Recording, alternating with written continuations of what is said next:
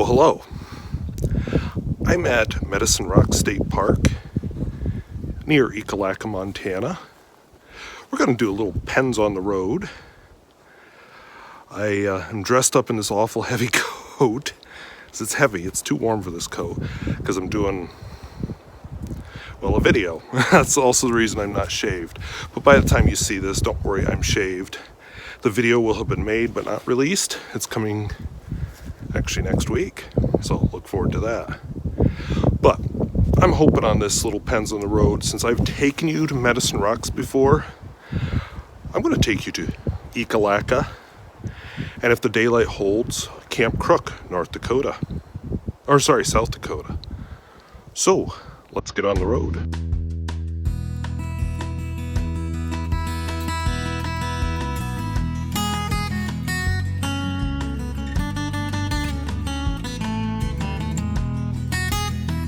So if videos like this interest you, where I talk about fountain pens both new and old and at all price points, I would invite you to subscribe. And hey, what's an undersung but very definite beauty spot near where you live? Let us know down in the comments. So let's dive into it. Alright, so these are the pens and inks I've been using this week. So from left to right, we have a not Monteverde. Montblanc Monte Rosa Turquoise pen. Yeah, Montblanc used to have some lower cost options. A Pilot Vanishing point, although I've been told I should call it a Pilot Capless because the original nib that came with it was steel. A Senator Regent, a Faber Castell 882, a A.G. Spalding and Brothers and Platinum Izumo, a Lamy 2000, and a Schrade Tactical Fountain Pen, which is going to play a major role in a video upcoming this week, next week. And as always, I'm going to be doing this video in a cognitive surplus seafood flavored journal, the Fury. So let's take a look at some writing. Alright, so first thing from last week, let's down the exposure slightly. Last week I had the comment, Monteverde doesn't make a turquoise ink. Well, yeah, they did. They just don't anymore, and here's the bottle of it to prove it. Have not cleaned it out yet because it's not honestly a particularly favorite bottle design, but I couldn't quite bring myself, despite my fighting my hoarding tendencies, I couldn't quite bring myself to throw away the bottle yet, although it is on the way out the door. But yeah, Monteverde Turquoise. It is a thing, or was. I don't know why they discontinued it, but I liked it. But don't expect to see it this week because I used up the last of it. Alrighty then. Alright, so this week our state cross country meet is happening. I will actually be there. In fact, I am there as I film this. And don't expect an update for a week. But while we wait for a week, I do have some exciting footage to follow. And in the meantime, here is the Monteverde Turquoise. Sorry, Montblanc Turquoise. I did it again. Whoops. I did it again. So this is a Montblanc Monte Rosa Turquoise. It has a semi-hooded nib. Fun diamond-shaped ink windows. Just overall a nice understated pen with a steel nib. Montblanc used to make some, very definitely entry-level pens. This is one of them. Oh, it's not a Montblanc, you say? Okay, I don't know how to prove it. The best I have,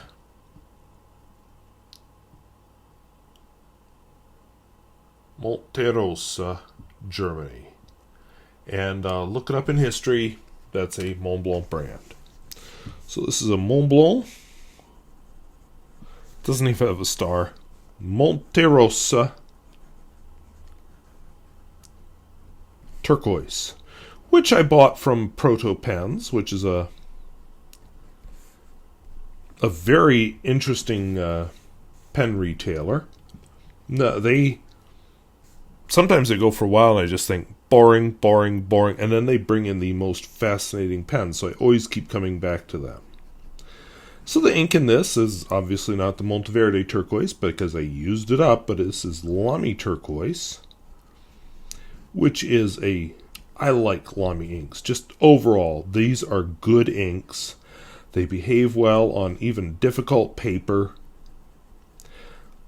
They don't, have a lot of color choice, but they are really good inks for what they have. And that's one of the finalists for when I settle on a turquoise ink. So this week I did a Rodeo, the Majan A1, and then the Pilot Vanishing Point. I was told that if it comes with a steel nib, which this one did, it should be called the Pilot Capless, so whatever. But I have put a gold nib in it. Does that mean it gets promoted to Pilot Vanishing Point? Let me know down in the comments. Boop! Not one of my favorites if you saw that video. I don't like the clip being in the way. They make some concessions to that because they even realize it's annoying. They make it narrow right where you're going to grip it. But yeah, it gets on my nerves. So we've got the Pilot Vanishing Point because I believe my pen has been promoted. And I've never heard that distinction anywhere, so I don't know if that's actually true or not. Because you can't always believe everything you hear on the internet. So Pilot Vanishing Point, and the ink in it is Iroshizuku.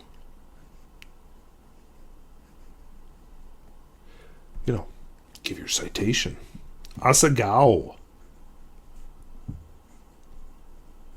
Which is a very pleasant blue ink. I have more than my fair share of blue inks in this week's set of videos. I really need to get some reds into my rotations. I do have a very, very nice violet coming this week. But, so it goes. My next pen. I did a giveaway a few years ago, despite my fears of the Canadian Mounties and getting locked into one of their Canadian gulags in northern Saskatchewan. I did do a pen giveaway, and one of the pens I talked about was the Senator Regent. The one I gave away actually was the better pen, even though this is the prettier pen. But I bought that pen to be a giveaway, so there it went. So this is the Senator Regent. Still a very nice writer. So Senator Regent.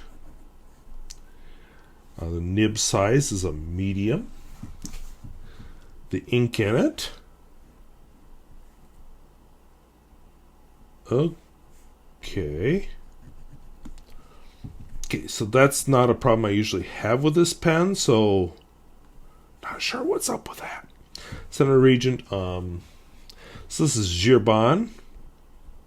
Okay, I don't usually have this problem. Okay, I just had another problem of a totally different character. The memory card I always use in this camcorder says, "Card full!" Boop, we're done filming. What the hell? I didn't format the last couple of times, so my fault. But I've got a temporary card in, so we'll make do, and I will format. And the temporary card is bigger than this one, so I just may go with that. So Herbin also gave the pen time to recharge. Bleu, Myosotis. Do not forsake me. Oh, never mind. I was about to sing, "Do not forsake me, oh my darling, on this our wedding day." Yeah, that's, let me know down in the comments if you know where that's from. But no, this is Bleu Myosotis, which is a forget-me-not, which is not the same as do not forsake me. No real connection at all. But the very pretty blue ink just came in an absolutely god-awful bottle. But I have it in the Ackerman bottle, so things are looking up. Alrighty then, moving on. We bring out the Faber Castell.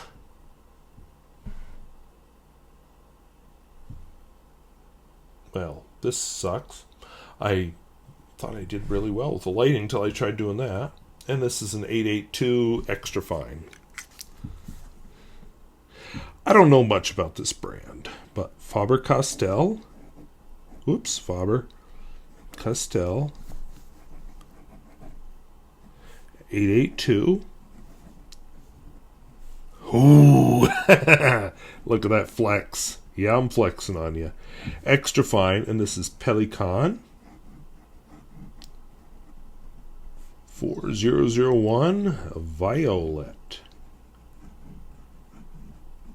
Let's just see what we can do here.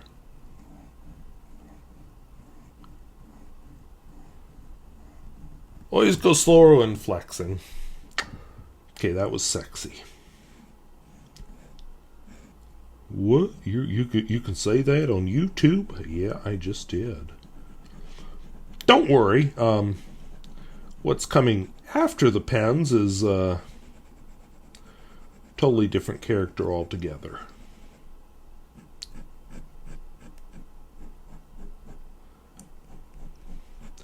This is a fun pen. I've always liked it. Ever since I first reviewed it. It did a terrible job filling it, though.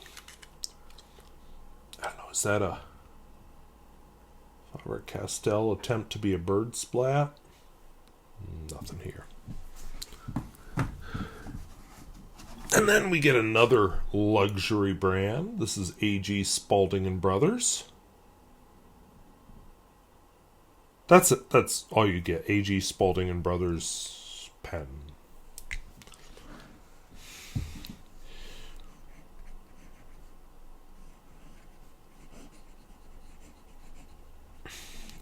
I wish I had more of a section here to grip it with, but I actually like writing with it.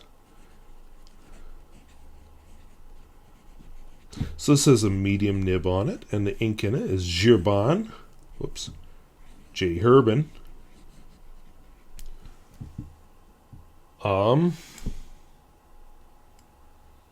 Stormy Gray. Sorry, I sat there and did a total blank. Stormy Gray. So this is a gray ink. This is the last gray ink I need to use up before I can settle on a gray ink. Yeah, I kind of got away from it for a while. But, hey, the holidays are coming, so I need to write some holiday letters, and I'm going to use my widest nibs and just dribble this stuff onto the paper. Because it's one of those pretty... If you can tell. I can't tell. Actually, this preview screen sucks. Oh, sorry. This preview screen is terrible. I can't tell if it's sparkling or not on the video, but it's a sparkly ink. It's okay, but I don't like sparkly inks. They settle in the pen, and then you're just like, oh, wow, that's amazing. Wow. So, but here we go. One of my students was asking, what's the most expensive fountain pen you ever bought? This is it. And then I had to explain to him, because I had also previously explained to him, always live beneath your means. So if you make $30,000, look like you live $20,000, you know, all that kind of thing. This pen isn't that, because years ago I got good camera gear and still had YouTube money coming in, and I thought, what would I do with it? So I started buying fountain pens with it. I'm going to take a hiatus. I have taken a hiatus. I do want to upgrade some of my my filming equipment. I'm not in a rush to do it, so I might just set aside the money. I'd like to be able to upgrade to 4K. That is so not how you spell Izumo. But if I update to 4K, my video editor has to be able to handle it, and currently it cannot. And since that means, well, abandoning the platform that has in some ways saved my channel, I'm reluctant to do so. So I'm just going to wait till my video editing software is able to handle 4K video before I'm willing to upgrade my equipment. But this is a Platinum Izumo. I have a coarse cursive italic nib. The ink in it is Sailor Jentle. Apricot. And yeah, this nib is bringing out the best in that ink. But anyway, I use Camtasia. I had a copyright strike, actually, for using video from Camtasia. And to defend myself, I had to give my licensing. And oh yeah, Camtasia has it. And they are willing to go after anybody who attacks people using their resources.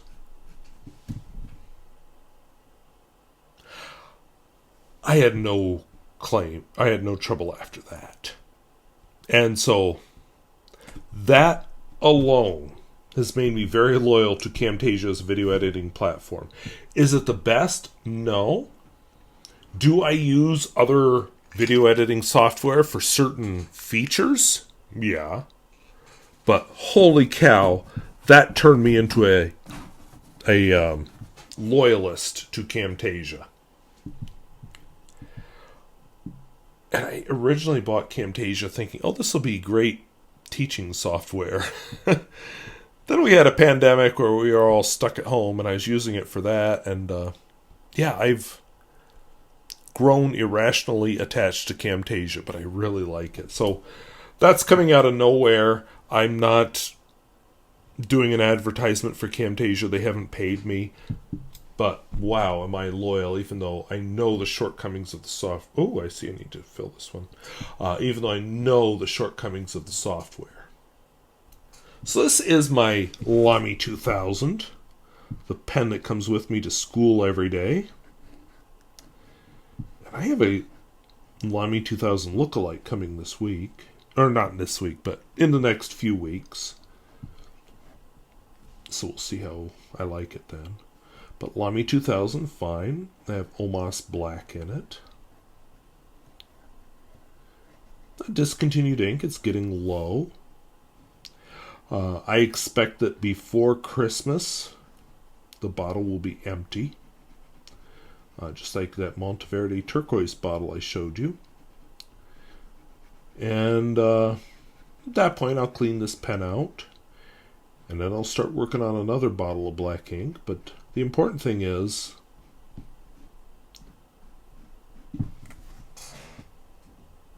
I've used up another bottle of ink. I really want to get down to one of each color.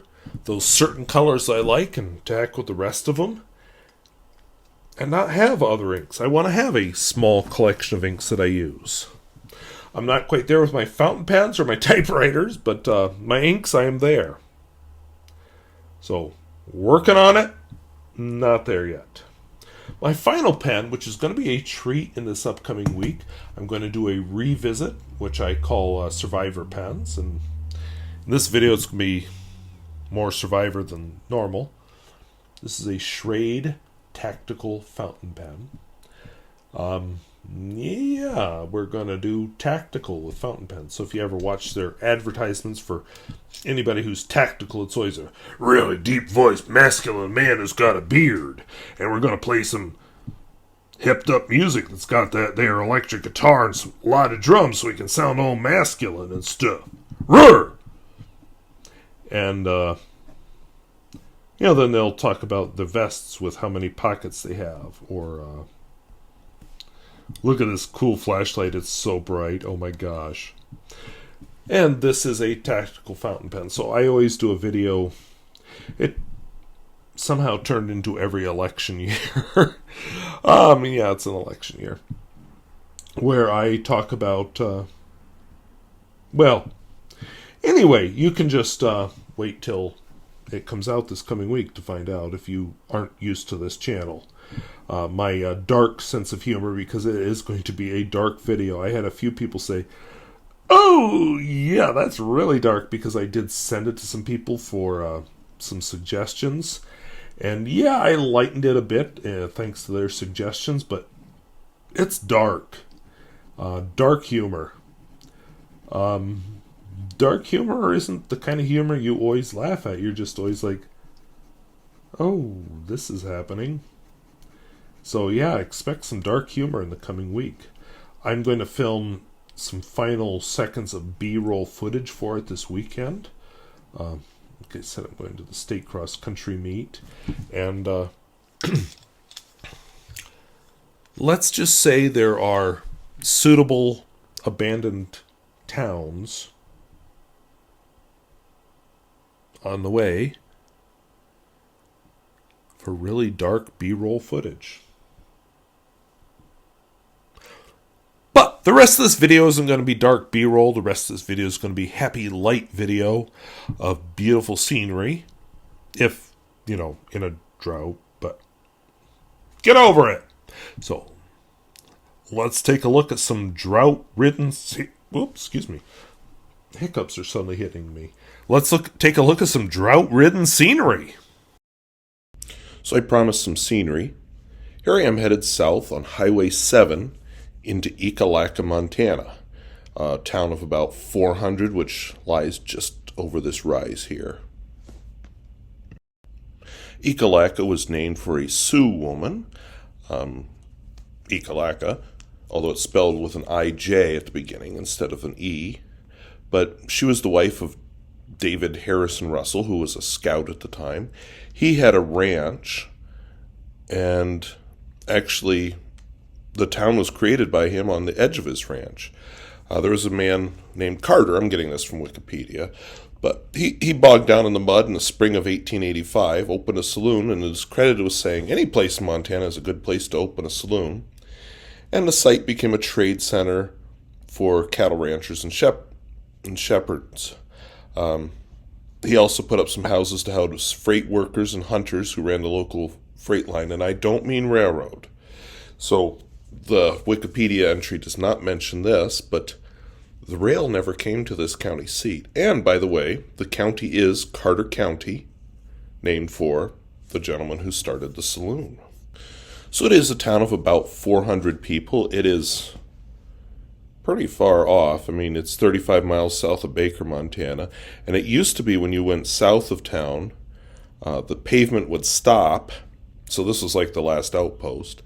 And you'd be going on gravel for miles and miles and miles and miles and miles and miles till you got to Alzada, which is actually in the same county and same school district. It is now paved. I believe 2010 was when it was all paved. But I got the opportunity to drive it when it was not paved. Of course, this was pre-dash cam, so I don't have footage of it. And it was pre-digital camera, so I don't even have any pictures I took on the way. But Ekalaka is a neat little town. I'm not going to drive the whole thing. We're actually going to get out and walk. But one thing I thought worth noting, which is why we're running this footage, up here is their school. And they have the same mascot as my school, the Bulldogs. But check out that bulldog made out of hay bales. I thought that was really cute. I have suggested it to a few people where I teach, and they're all just like, no, how about we don't do that? But I think it would be cool. Come on, have some fun. And the elementary was added to the high school a few years ago. They used to have a very old elementary school, which was quite attractive, actually. So just a closer look at the hay bale bulldog. Beware of the dogs. And they have a brand new hospital. It's mostly just an emergency room, but holy cow, not something I expected to see in a town like Ekalaka. I'd been there before. They had an old, oh, here's their old courthouse too. They had a hospital, but it was very old, and I just was really surprised to see that they built a new hospital. Anyway, I'm going to take you up Main Street a little bit. I turned off the audio for most of this because of the wind. And this is a very cool, why did I do it vertical? Little free library. Here's the Carter County Museum, which is in an old historic building. I'm not sure what it once was. I think part of it was a garage, but I don't know about the tower. And I meant to ask, and then I got distracted talking about the school. Imagine that. But it is an interesting museum. I just gave you a quick look around one room in it. Definitely not a museum you expect in a town of 400. And then they have a frontier cabin. This guy was actually a bachelor his whole life, but he lived in this. And yeah, they had a bug screen so you could get in. And I'll just give you a quick look around the inside. It just amazes me how small it was. And yeah, that's life. This is where we live. So just imagine. And as it said on the placard, he didn't have a wife, so I'm not sure why they gave him one here. But not much to it. And then this is an old school that was on the grounds also. So I'll give you a look around that. Central School, which, you know, these one-room schools aren't that long ago. And same thing, that bug screen to keep it nice-ish inside. I was surprised it wasn't fixed up as a school inside, so I'm guessing they must use it for some community functions. Because totally not what I expected. Not exactly equipped. You know, some of the school stuff is there, but old desks and things aren't even in storage. I suspect they use it for other things. So I'm pretty sure that must be the old teacherage. So I'm pretty sure that this must be a more of a community building. That's the old Carter County High School. Never saw the old high school. I need to remember to give you. See if I can find my picture of the old elementary. Insert a picture of the old elementary school. I did take one while it was still in business. Old evolution posters. So I guess they didn't have inherit the wind type of issues. Scopes? Well, and then I think these must be old books that are just kind of collected because there didn't seem to be much pattern. Fun old books. And just apparently there is some geology in Montana that's actually from Mars, which is interesting. And yeah, there's another reason why I believe that it's more of a community building than an exhibit. One last look at the museum, and then we'll walk up Main Street. I'll hit a few things. I'm actually, if you can't tell from the low quality of my audio, I'm staying in a motel as I record this audio. Here's a grocery store. So their old grocery store burned down. This is now open, but they have a grocery store again, and I'm so happy for them because 35 miles to the nearest grocery store. There's their library. It was interesting enough. It seems to share a building with the city hall, but it was interesting enough that I walked up and peeked at it a little. Closed, so I couldn't go in. And there's just an interesting building. Kind of reminds me of buildings from where I grew up in Pennsylvania. And then another just interesting old building. You know, there's a lot of empty buildings in Ekalaka. Like a lot of prairie towns, it's kind of emptying out.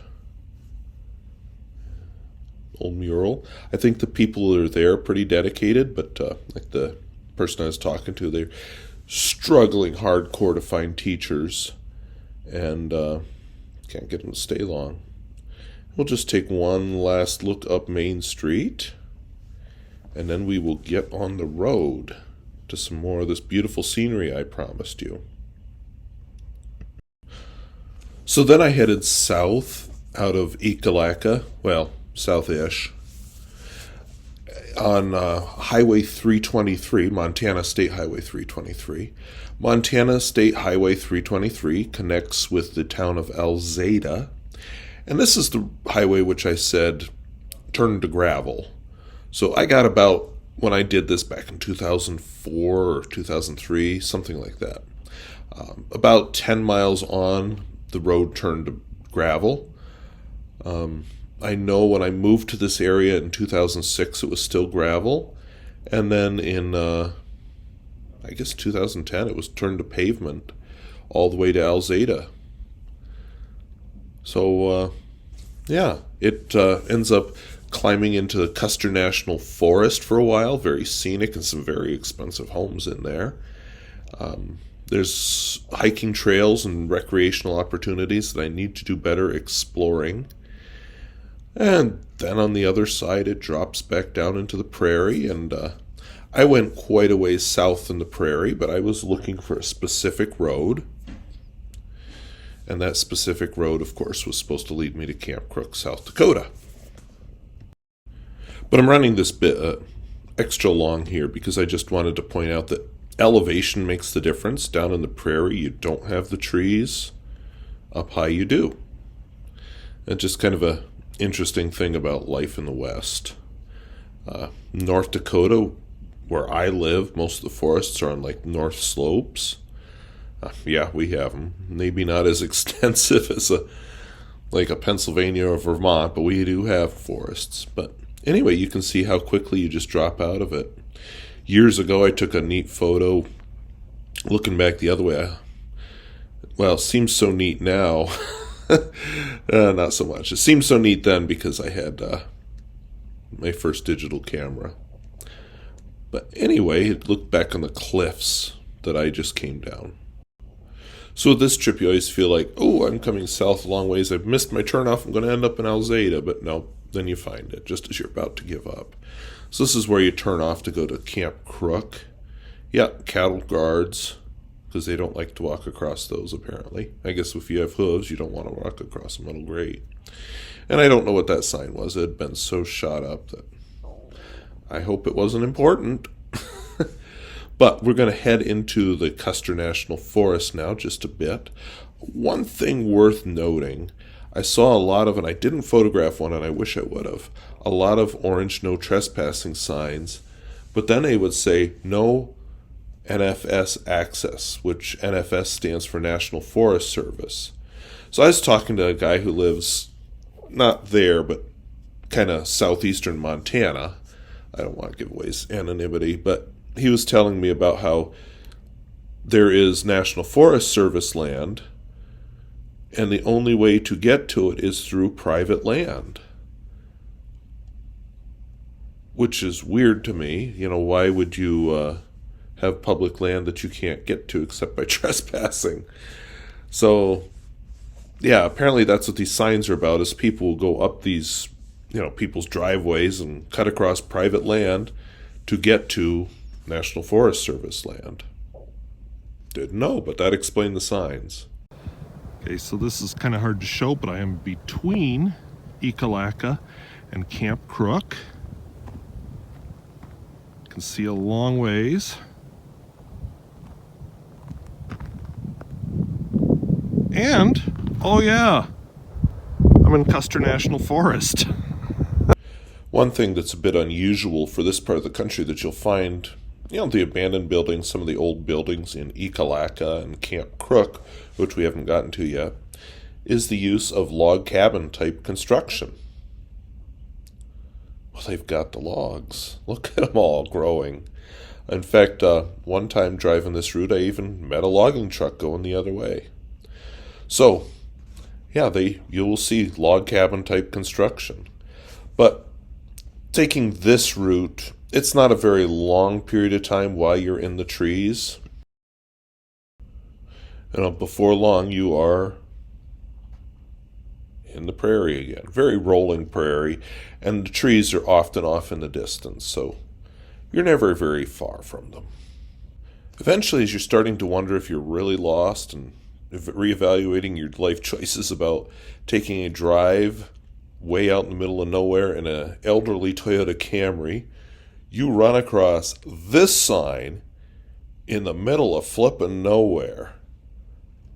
So, reassuring. So it kind of amazes me, driving out in the middle of nowhere on this unpaved road. But South Dakota's got to make sure you know you've entered their state. Montana doesn't care. Montana doesn't have a sign, but South Dakota does. And it's not too much further on that you come across the sign for Camp Crook, and you see signs of the town of Camp Crook, South Dakota. So I'm just coming into Camp Crook now. There is actually enough light for me to film this. There is absolutely no cell service. I'm guessing you don't own a cell phone if you live in Camp Crook, South Dakota, but we made it with enough daylight to at least explore the town a little bit. Is a western town in Harding County, South Dakota. It's where the Harding County Fair is held, and up until a few years ago they had an elementary school here, but it is now closed. So we'll take you around and get some video.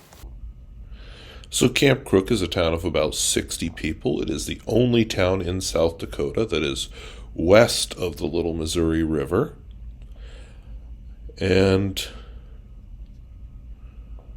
yeah, there's not a lot there. They have a Sioux Ranger Station, which is what it's called, but it monitors the Custer National Forest. There's one functioning church, which I'll show you.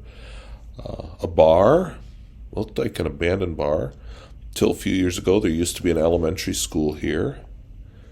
But you can see that population decline has hit this little town. And if you think about it, what's to attract people? So we got the United Methodist Church here. Nice steel siding on it. Made a handicap entrance. And what I find interesting is they completely boarded up their actual main entrance. So there's the steps, and they don't go anywhere. And if you're into that kind of thing, nice siding. But we got foundation troubles. But yeah, that's the United Methodist Church. Kind of a smaller house here. Probably abandoned. I'm kind of taken with this house.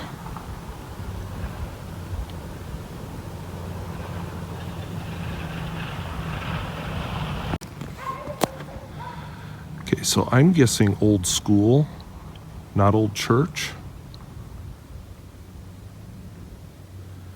And the red building, I gotta walk around and see what that is.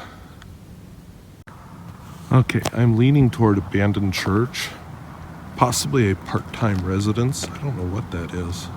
No sign. So I explored on a bit more, found this interesting gazebo, which I know for a fact used to be on Main Street, and I got it verified. As you can see here, the guy stopped who was a little suspicious of me. But yeah, he did verify. I was just looking at that bandstand and a pickup stopped behind me. I heard him and I come around and he goes, "What are you seeing?" So I asked him, wasn't this once on Main Street? And he suddenly became very friendly and nice. So I guess he was a little suspicious of me. I don't know. Okay, I think this has been moved since I was last in Camp Crook, because I remember it sitting in the middle of Main Street. So we'll go there next, see what's going on. So then I drove on just a little further to the edge of the county fairgrounds, and neat old building. I guess it's an exhibit hall right there. That's where I turned around and went back into Camp Crook. But I thought this building was worth the trip out there. So I'm going to turn around here, but I'm at the Harding County Fair, and I wasn't really planning to record the fairgrounds, but this is a cool building. So we're going to turn around and see what else is in Camp Crook. So this is the old Camp Crook school. It is now closed, but it's an elementary building for Harding County, because this is pretty far away. But couldn't find teachers, and not a lot of kids here, so hard to justify it. It's gone. So apparently it had been here since 1887, so I've wanted to do a Great Sioux War video, but it's too much for me right now. But I'm thinking maybe something milder, like talk about the parts of it that were in this area, and the words Camp Crook as a hint of some of the history in this area. So this road used to turn to gravel as you go north. I don't know if it does or not. I'm trying to decide if I want to go home that way or through Buffalo.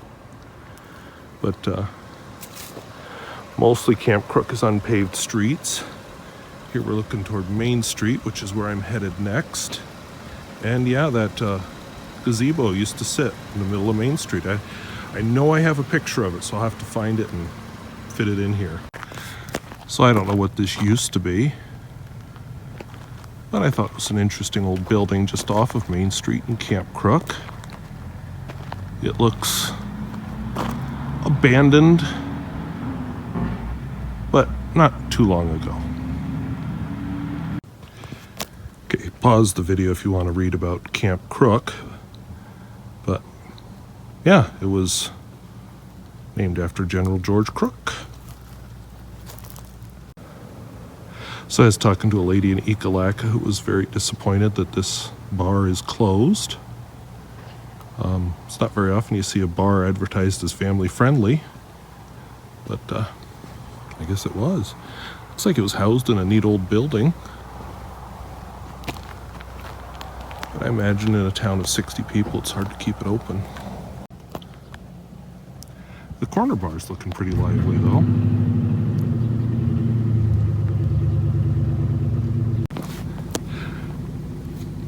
So surprisingly, this town of 60 people does have a post office, and it looks like it's not closed. I'm guessing maybe not full hours like other post offices. Here is Wolfie's Garage. It really is called that because there's the sign.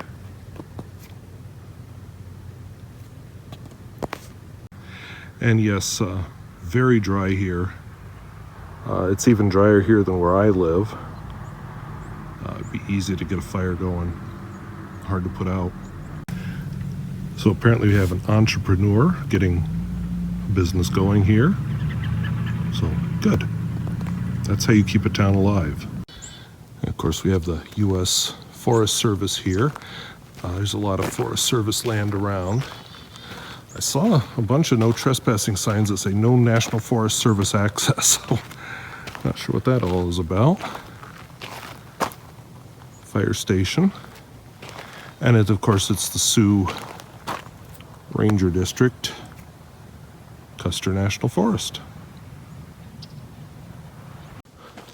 This town did used to have a school where they would send juveniles who'd gotten in trouble with the court system. That closed a few years ago, and I guess states are moving away from those residential facilities in favor of more short-term solutions.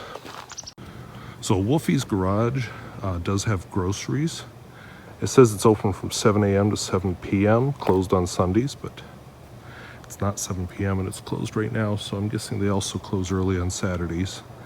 But it's good they have somewhere to get groceries and things, because this is pretty far out. Haven't seen anywhere to buy gas, though. I'm pretty certain that the gazebo stood there. Kind of four corners. That's where the two bars are, and yeah, I think that's where it was. We'll have to check the old photograph. So I couldn't find my photograph of the gazebo. But if you go into Google Earth and look at the street view of Camp Crook, South Dakota, and look at the older pictures, you'll find it there. But anyway, then I headed out of Camp Crook. As you can see, it's getting dark. I don't like to drive in the dark. That was why I went out the way I did. I took Highway 20, South Dakota State Highway 20, east to Buffalo, South Dakota. It's a distance of, I don't know, about 25 miles. And got gas in Buffalo, which was another reason I went this way, because I wanted gas. And then I headed north. So Buffalo is the county seat of Harding County, South Dakota. It is a town of about 350 people, so not real big. It's got a grocery store and some of your main businesses, but and they have a fairly new school building. One of these days we'll have to take a tour around Buffalo. There's some stuff to see there too. Took a quick detour south to get gas on the south end of town, and then I headed north to Ludlow, South Dakota, which is where we'll end this thing. So then I headed to Ludlow on Highway 85, north of Buffalo. Ludlow is about 20 miles from the closest gas station or grocery store. It's a town of about 3 people. Used to have a rural school that closed. There's just not a lot left in Ludlow, but there's a Crooked Creek Cafe, and there's actually a church. There's a church that burned down, and it's been replaced by a newer building from that Sky Ranch, that school that I was telling you about in Camp Crook that was closed, that used to be a residential school for troubled youth. So let's take a look around Ludlow.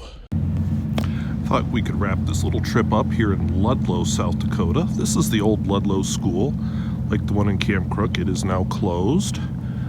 They're looking at finding a private buyer. Some legal issues to work out there, and some other issues because some locals don't want Hunter to buy it. So I don't know the history of this campus, but I'm thinking that's the old school. Not the oldest, I'll show you the oldest, but if my microphone's picking it up, that guy is really far away. He really needs his muffler replaced.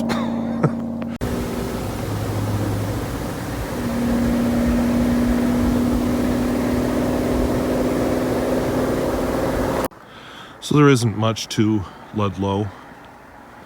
There's a bar/restaurant. There's a small rural fire department, the abandoned school, and there's actually a Lutheran church way up there. So yeah, that's pretty much the school. I'm thinking this building back here might be like a rec center, probably used by the school and then by people in the community. Probably has a small gym in it or something. And then I'm thinking the white building behind it might actually be an even older school. So this is a Crooked Creek grill and bar. So they serve food here, alcohol, of course. I've never been in it, not planning to tonight, but there it is. So I'm thinking that might be the old school long, long ago. Don't know. So this is the Crooked Creek family fun for everyone restaurant thing. Fire hall up there, and I don't know what the brown building is. Let's just walk short distance. See if I can figure it out. Something with a garage on it. Don't know. And up there is a church. So this is the Bethlehem Lutheran Welcome All's Worship on Sunday at 5 p.m. church in Ludlow.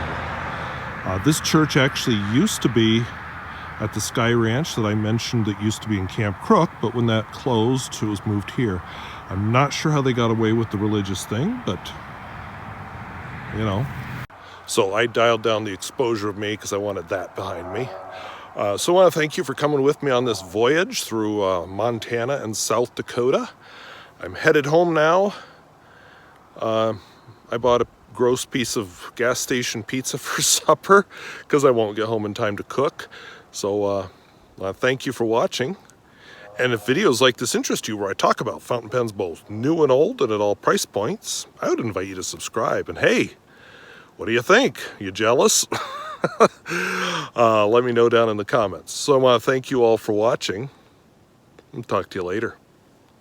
Bye-bye.